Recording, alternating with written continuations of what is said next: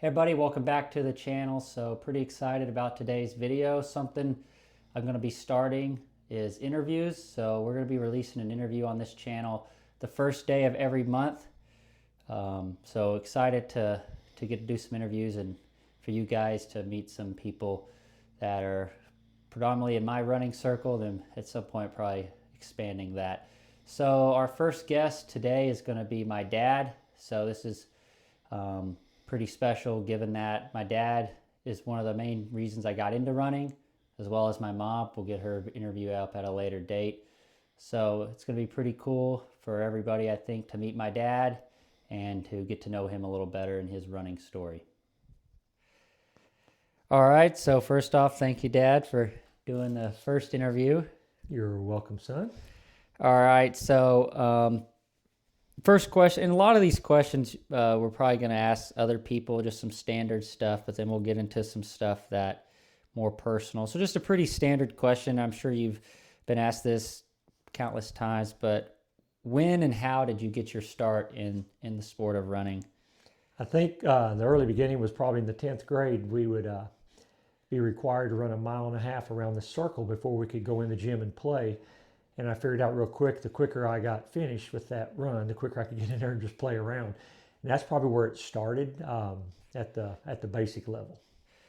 All right, and did you do track or cross country in high school? I did not do cross country. It was at that time, unfortunately, just for the basketball players. And I asked if I could run and was told I couldn't and understood that. And then I did run some track as a junior and a senior, but I was working after school. I didn't have good training habits and I missed a lot. So I did run a few meets and generally I was to the back, but I liked it. All right, yeah. So another kind of standard question, but since you did run some track, what were your PRs? Well, when I was in high school, I'm pretty sure my mile, and back then we ran a mile and a 2 mile instead of a 32 and a 16, was 4:58, and my 2 mile was a super fast 10:57, if you can believe it. I know that's pretty sad, but it is what it is. All right. Yeah. So let's kind of, given kind of where this is going, you ran in college. Tell us how that came to be. Well, I'm going to give you a very, very short version of it. I had been out of high school already 1 year and I was sacking groceries at a local store. And I was starting to road race more. I was getting a little bit better. And I went to Murray, Kentucky. It's about a week after school started. They had a road race. It was called Run Through the Park. And probably about half of it was actually on trails in the park. And the cross country team at Murray State participated in that. And only 3 of them beat me. So somebody introduced me to the coach. And long story short, it took me 1 more year just because I hadn't had any prep classes, hadn't taken the ACT or anything. So I finally ended up at Murray State as a 20-year-old freshman, 2 years out of high school. Yeah, probably fairly unique kind of situation there, but definitely a cool story.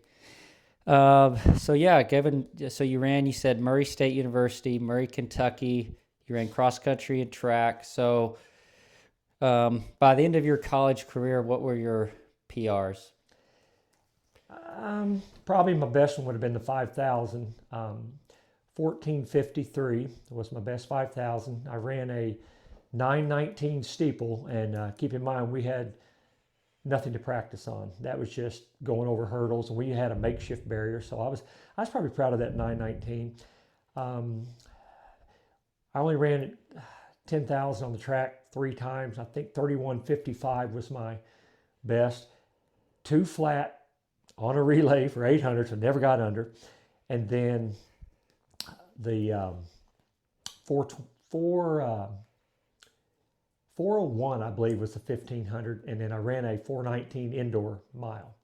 All right. Yeah, pretty solid PRs. I don't know if anyone would disagree that they're already solid, but especially given a guy who barely broke 5 in high school, regardless of why, still nice progression there. Knocked those times down quite a bit. So Any accomplishments personally or with the team at Murray State that you are uh, thankful for that you want to mention and kind of give a shout out Well, to I tell you that? what, the group of guys I ran with just loved them because I'd really never been part of a group like that. And cross country was more of a tight knit group. You know, track was bigger. Still, those guys were great. And we at Murray State, we won the OVC back when they were in the OVC. I think it was in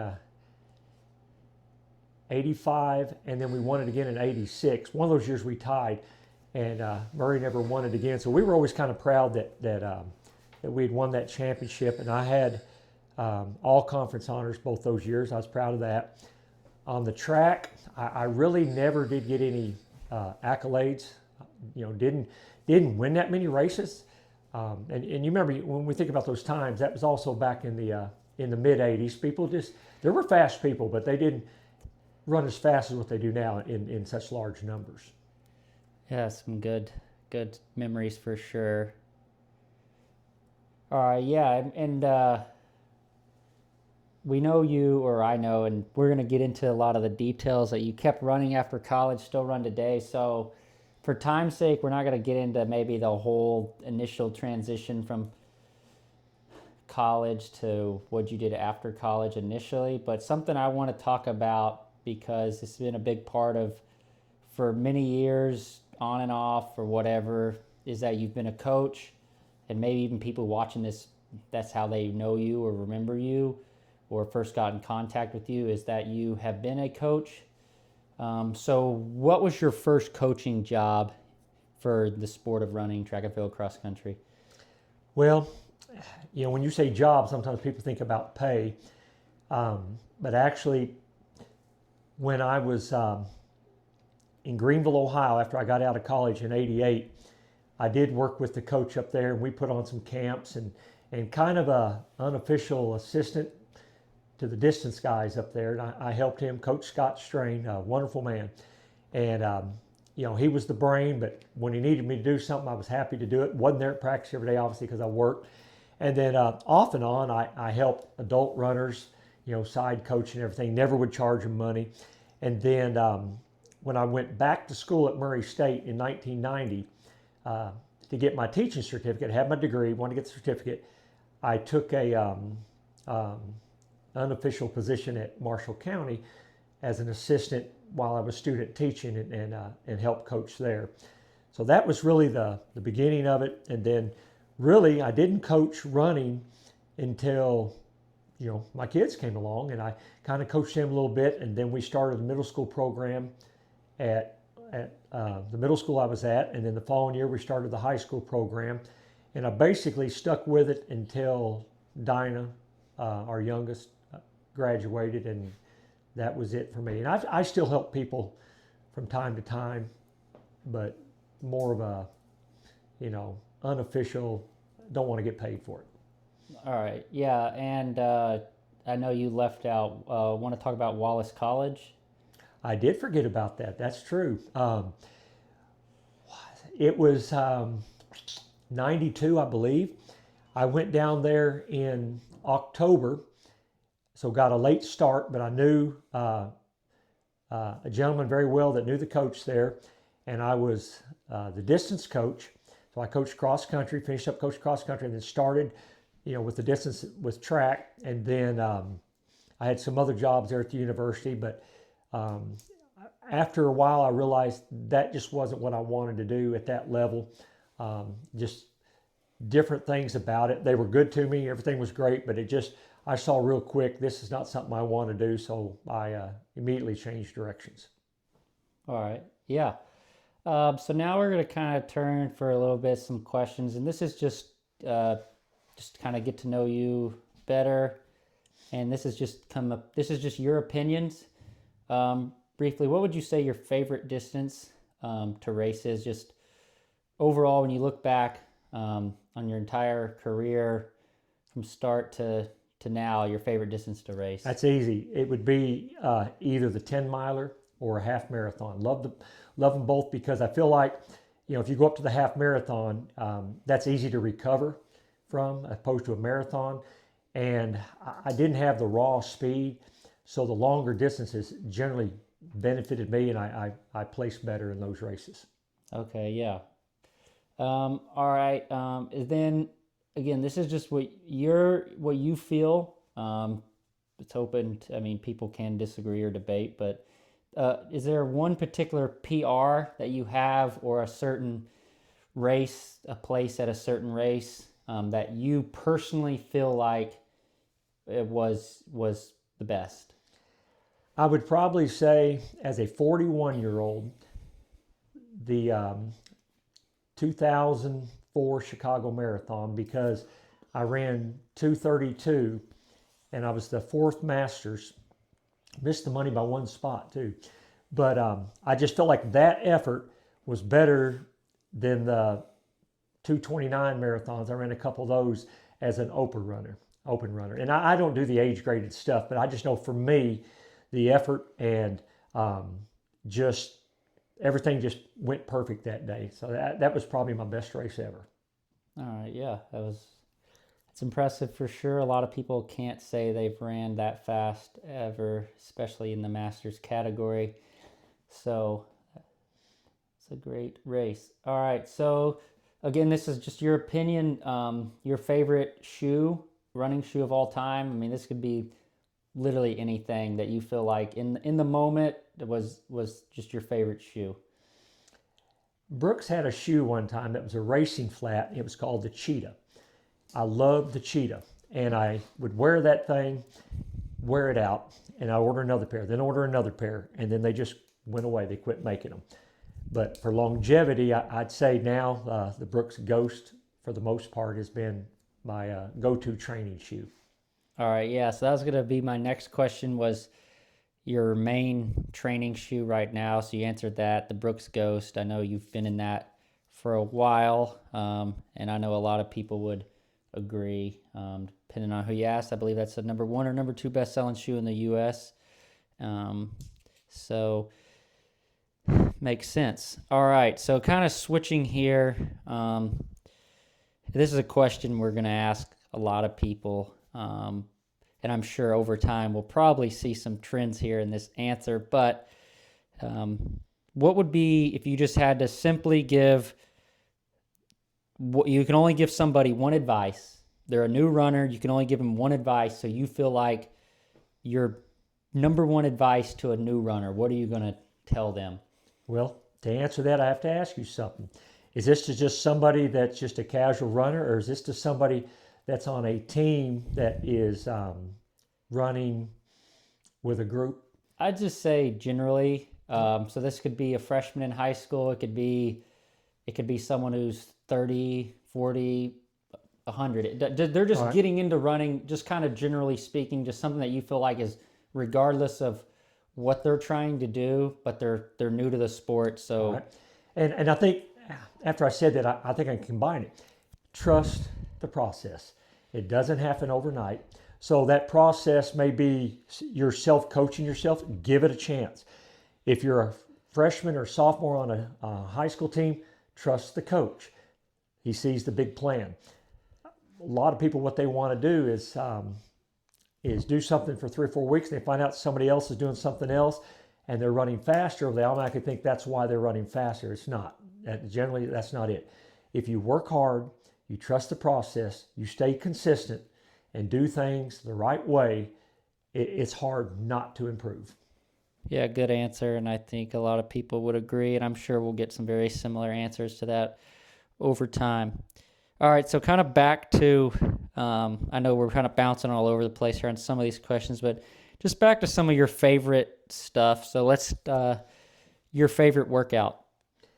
2-1 fartlek. I love 2 hard, 1 easy, 2 hard, 1 easy, because the 2 hard is just long enough that you can hammer it pretty good, and then the 1 recovery is all I ever needed.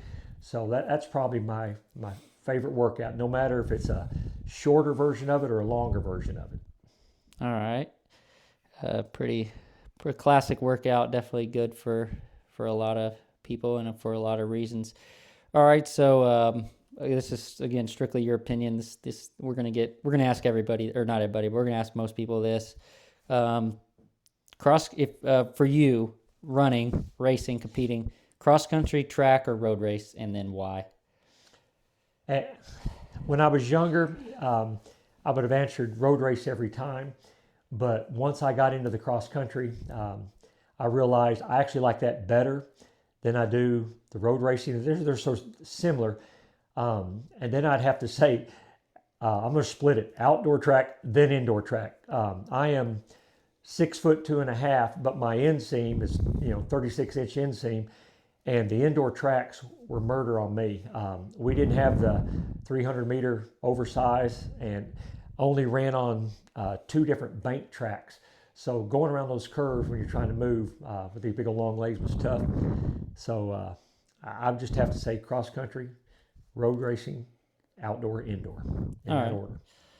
All right, good stuff. All right, so now get kind of away from some opinionated stuff, just straight facts. How many marathons have you ran?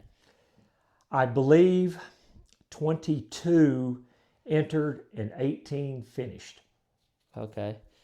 Yeah, and then off the top of your head, do you know, or at least roughly, how many road races you've done? Close to 700. Close to 700. All right. And then something that a lot of people would know, or at least be impressed by. How many times have you ran Boston? I've ran Boston 2 times. Ran it as a 25-year-old, and I was 105th. Ran 229, and there was 6,700 official runners, but probably 10,000 people in the race. It was a lot easier to run at Bandit back then. But then, oddly enough, when I turned 40, just a few weeks afterwards, in 2003, I ran Boston, and I was actually 43rd overall, and ran 235, I think. And the reason was because it got so warm for Boston, but we'd already had that weather down here, and I was just staying hydrated and stayed within myself, and it paid off. Yeah, that's big. I think if anyone knows anything about the marathon, definitely can't skip out on the hydration, especially when it's warm, and not getting ahead of yourself. You do that, and you're gonna be in a good spot. So yeah, 43rd at Boston. That's very impressive, regardless of your age. But and there was 20,000 that year. 40 people, and that's what the center. You see the trophies we have on the left side of the screen. That's what that center one is. His trophy from Boston. Pretty cool trophy. So that was 6th in the Masters. Is what that was for. Yeah, 6th overall in the Masters. So a great accomplishment there. I don't know if anyone would disagree with that, and if they do, they can keep that to themselves. All right, so something, be curious, and this is kind of an opinion, who do you think in your entire running, the best runner you've ever beaten? And so, I mean, again, a kind of opinionated, but there a runner that sticks out or that you can think of that's clearly way better than you ever were, but you got to beat him before? Germán Silva. Now, if you left it at that and you looked at the results, you would see at the Chicago Marathon in 2004, and Germán Silva has won New York before, you would see that I beat him. But what you don't see is chip time versus, actual time. And then I believe he was probably pacing somebody that day, but he was still going at it down to the finish. So, hey, to me, I beat him. So you beat him. That's probably the biggest name I've beaten. Yeah, that's impressive. Yeah, winning New York's no joke. So you got that. Some people call that getting a scalp. Kind of a harsher way to put it, but great accomplishment there. All right, so this one another personal question, and hopefully get a few names here. When you think of running mentors that you've had, whether that be literally anybody in the sport that you've been around that you consider running mentors, and even if there's somebody that you say the name and no one may recognize the name, that's fine. Is there a few people that you consider to be kind of some important running mentors in your life? Absolutely. And this may sound strange, but the first one, I talked about when I was in the 10th grade, running around that loop. The PE teacher, Miss Lamar Roberts, she always encouraged me. Matter of fact, she's the one who encouraged me to go talk to the cross country coach, which didn't work out. But she recognized what I was doing out there and encouraged me to continue to do that. So that would be the first one. A man by the name of Tom Leach, after my freshman year in college, I came home and he was working with the construction crew over the summer, and he was I think a 2:26 marathoner, maybe a little bit older than me, but he's the one that encouraged me to stop missing days, because I didn't think anything about missing a day here, missing a day there, take a weekend off, and that was huge at that time. And then my college coach, Jay Flanagan, great mentor. A lot of the things that I used to coach in high school was basically stuff that he had taught me, scaled down. And then a good buddy of mine, Gordon Sanders. And if you want to look up Gordon Sanders, you'll see some success with him. I'm 61. He's a little bit older than me, but back in the day, he was pretty tough. Ran professionally for a few years, but Gordon and I were able to run together quite a bit. Meet up at when we were in college, meet up at week-long training sessions for certain classes that we had. So just really, I sat there and tried to be a sponge, because everything that he would say was valuable. And still, even at an older age, things he was telling me, I was still learning. Yeah, that's awesome. We all have our running mentors, and they've all come in different forms and times, but none of us would be where we are without them. So it's cool to hear those stories for you. So I think I got 2 more questions here. Want to go over, and then we'll call it an interview. So I guess this one is kind of, maybe let's get a few answers here. So favorite Olympic or maybe super elite runners of all time, and then maybe answer that same question, but maybe more current or recent. If the answer is different, if someone current is your favorite, that's fine.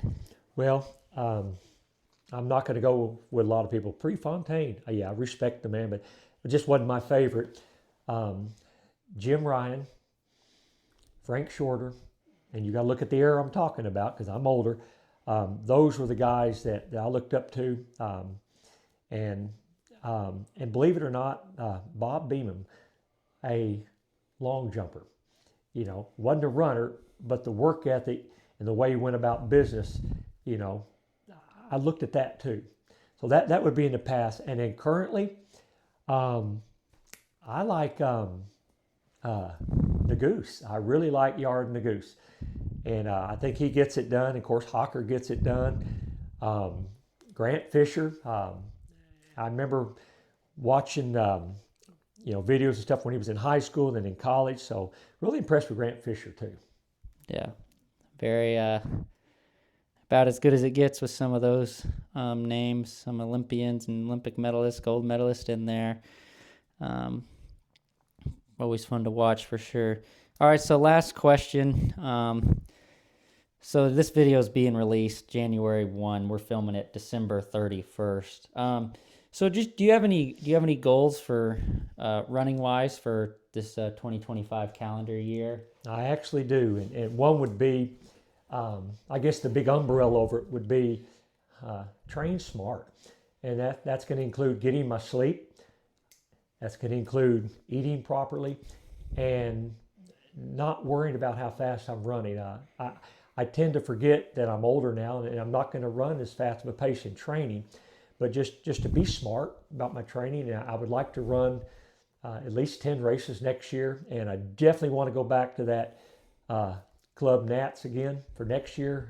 That was a blast. Ran it a few weeks ago with a group out of Chattanooga, and that's probably the biggest race on my goal target, I guess you could say, is to go and hopefully shoot for a top 20 finish in the 60 and over division. All right. Well, obviously, as your son, I wish you the best, and I know that anyone watching this video will also wish you the best and support you. So, like I said, we're going to call it after that question. So, thank you for being on the channel, and thank you for being our first interview. Maybe down the road next year or whenever, somewhere in the future, we'll get you on again when I've got some of this interview and stuff dialed in a little more. But regardless, we appreciate it. And to everyone who is watching, thank you for sticking with the video at this, a little longer than most of our videos. But again, I appreciate everybody watching, and hopefully these interviews become a pretty good part of the channel.